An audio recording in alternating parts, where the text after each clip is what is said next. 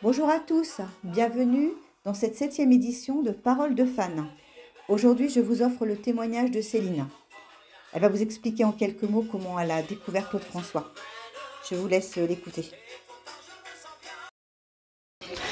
Bonjour, découvert Claude, c'est mon regard d'enfant qui a été ébloui de le voir à la télé, donc le voir chanter, le voir danser, les paillettes, les danseuses, voilà. Et donc par la suite, à chaque fois qu'il y avait des émissions sur Claude, j'ai d'ailleurs mon père qui me disait tiens, ce soir on sait ce qu'on regarde. Donc quand il disait ça, je comprenais que Claude passait à la télé. Donc à partir de là, je regardais toutes les émissions. Bon, après j'ai eu ses disques, tout ça. Et puis après j'ai fait ma vie, quoi. Et puis en 2018, j'étais pas très bien sentimentalement. Tu avais 8 ans en fait quand tu as accroché. Oui, mais c'est vrai que bon, je mélange tout.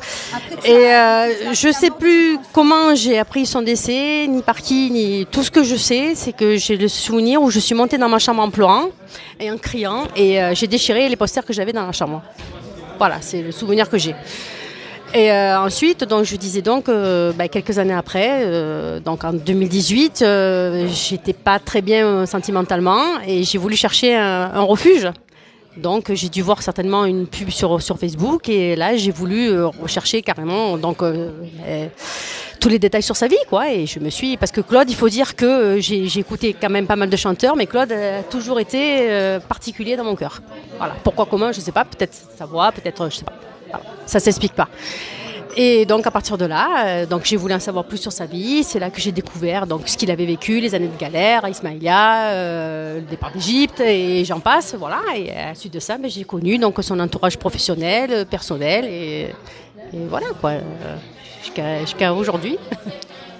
Est-ce que tu as eu la chance de rencontrer des Claudettes? Oui, c'est ce que je disais dans la voiture justement. Jamais je me serais imaginé donc dans un futur pouvoir déjà aller chez lui. Donc au Moulin de Danois, chez lui à Paris, rencontrer son entourage professionnel, personnel. Et c'est vrai que je ne peux pas exprimer l'émotion parce qu'il faut la vivre. Donc après, chacun réagit différemment. Mais je sais que j'en tremble encore maintenant que j'en parle. Parce que ça remonte quand même en 2015. Donc voilà. Après, qu'est-ce que je peux dire d'autre? Ta première visite au Moulin 2015. 2015, Ouais. qu'est-ce que tu as ressenti? Ouf, J'imagine un peu, ça mais... s'explique pas. Ouais. Ça s'explique pas. Je sais que je tremblais de tous mes membres et j'avais un fan à ma droite, un fan à ma gauche qui me soutenait. Je suis rentrée dans le moulin, j'étais en larmes. Voilà. Et au cimetière, même pas, je l'explique. Ouais. Même pas. Tu n'avais jamais vu le moulin Non. Petite, jamais? Non. D'accord. Non.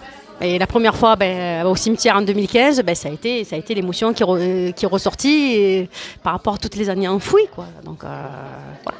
Je peux même pas l'expliquer, il faut le vivre. Ça s'explique pas.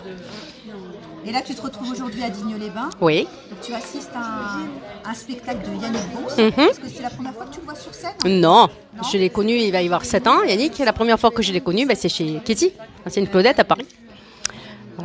Voilà. Mon seul regret, c'est de ne pas l'avoir rencontré. Voilà. Oui, tout à fait. Et là, c'est vrai qu'avec Yannick, je retrouve ce que j'ai pas eu la chance de connaître, malheureusement. Parce que c'est vrai que Yannick, après, j'ai pas connu Claude, mais par rapport à ce que j'entends, comme quoi il était humble et ci et ça, je retrouve ça dans Yannick. Enfin, moi, personnellement, encore une fois. Hein. Voilà. Qu'est-ce que je peux dire d'autre encore? Tu as des choses qui ont appartenu à Claude François chez toi? Oui, j'ai un petit bout de rien du tout de costume. Le costume, je crois que c'est rouge. C'est un collègue qui m'avait donné ça, qui s'appelle Jonathan. Qu'est-ce que j'ai d'autre encore? J'ai un petit morceau de peignoir qui m'a donné aussi. Un petit morceau de peignoir comme ça. J'étais comme ça. J'ai gardé comment on appelle ça, le marqueur avec lequel Coco m'a fait une dédicace. Qu'est-ce que je peux encore dire d'autre? Je crois que c'est. Je cherche, qu'est-ce que je peux dire d'autre encore? Limite, tu sais ce que tu fais? Tu fais une photo, mais tu prends la personne de dos. Je peux dire quoi d'autre encore? Comme ça, tu fais de dos. Tu fais une photo de dos. Que je me suis rendu compte de l'impact qu'il avait encore donc en 2015 quand j'ai assisté à la pose de la plaque donc offerte par le club de Mallemoisson. Moi j'étais devant parce que je suis petite et quand les deux filles sont arrivées, les gens derrière ils m'ont presque arraché les cheveux et je me suis dit, c'est là que j'ai mesuré l'impact, je me suis dit et c'est que les fils. Si ça avait été Claude, je me doute de l'hystérie. Là, je me suis dit, mais c'est impressionnant, c'est que les filles qui arrivent. Les gens derrière sont comme fous. Je vous dis, je me suis fait pousser, arracher les cheveux. Et c'est là que je me suis dit, imagine Claude l'impact qu'il avait au niveau de son public. Quand tu vois que c'est que les enfants, les gens qui réagissent comme ça.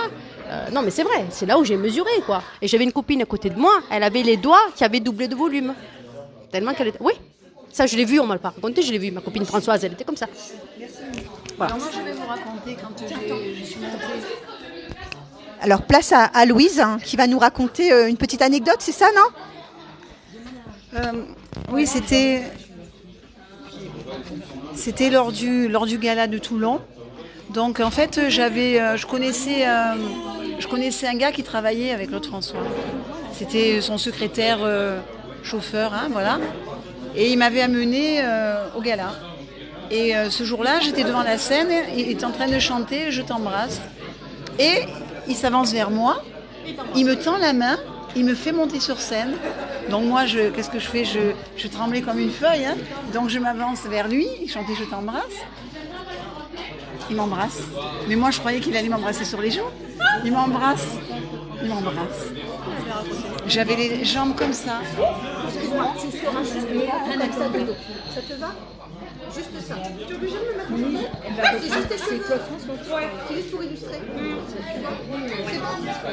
Et ce qui se passe, c'est que... C'est le premier. Non, parce que j'aime pas trop m'exposer. Pour ça.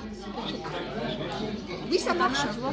Oui, alors je disais que donc il m'embrasse. Et puis après, qu'est-ce que je fais? Je vais pour... Il y a son garde du corps, Gros Minet, qui m'accompagne sur le côté de la scène et qui me dit... Alors déjà, j'avais les jambes qui tremblaient comme ça. Il arrive, Claude, il lui dit « Viens !» en parlant à Gros Minet. Et donc, Gros Minet va vers lui et lui dit « Dis-lui qu'à la fin du spectacle, elle viendra dans la loge et je lui dédicacerai une photo. » Donc, ok, je dis « Ok, ok ». Puis moi, je suis toute contente. Et je vais pour descendre les marches sur le côté de la scène. Les filles, elles hurlaient. Il a fallu qu'elles m'accompagnent par derrière parce que je pense qu'elles m'auraient écharpée. Et la petite histoire quand même, c'est que je ne suis jamais allée dans la loge parce que le gars qui m'avait emmenée, il avait promis à mon papa de me ramener tôt. Et en plus, c'était celui qui travaillait avec Claude. Ben, il n'a jamais accepté que j'aille dans la loge. Et un mois après, il m'a demandé si j'avais compris pourquoi... un mois après, il m'a demandé si j'avais compris pourquoi il ne voulait pas que j'aille dans la loge. Bon, ça, tu ne coupes rien. Tu coupes rien. Attends. Et tu avais quel âge? 16 ans. Oh, quel bel âge. Ils sont mes 16 ans. Ah ouais, mes 17 ans. Alors, elle n'est jamais allée dans la loge et elle n'a jamais eu la photo dédicacée.